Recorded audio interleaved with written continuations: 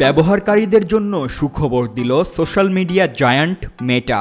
ব্যবহারকারীদের আরও উন্নত সেবা দিতে একটি বড় পরিকল্পনা হাতে নিয়েছে প্রতিষ্ঠানটি।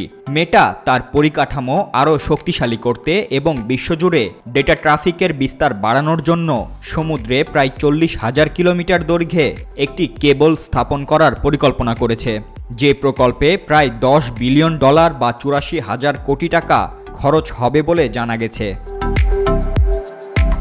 মেটা বিশ্বের দ্বিতীয় বৃহত্তম ইন্টারনেট ব্যবহারকারী কোম্পানি। এর প্ল্যাটফর্মটি সব ধরনের ইন্টারনেটের 10% এবং মোবাইল ইন্টারনেট ট্রাফিকের 22% পায়। এখন যেহেতু কৃত্রিম বুদ্ধিমত্তা বিশ্বজুড়ে জনপ্রিয়তা পাচ্ছে, এই সংস্থাটি তার ডেটা ট্রাফিককে শক্তিশালী করতে নেটওয়ার্কে কাজ করার পরিকল্পনাও করেছে। এই প্রযুক্তি সংস্থাটি সমুদ্রে ডাটা কেবল স্থাপনের পরিকল্পনা শুরু করেছে। মেটা টেক ক্রাঞ্চকে জানিয়েছে, সাব সি কেবল স্থাপনের পরিকল্পনা এখনও প্রাথমিক পর্যায়ে রয়েছে এবং এটিতে কোনো কাজ শুরু হয়নি বা এর বাজেট এখনও প্রকাশ করা হয়নি। তবে আশা করা যায় সংস্থাটি 2025 সালের প্রথম দিকে এই প্রকল্পটি ঘোষণা করতে পারে।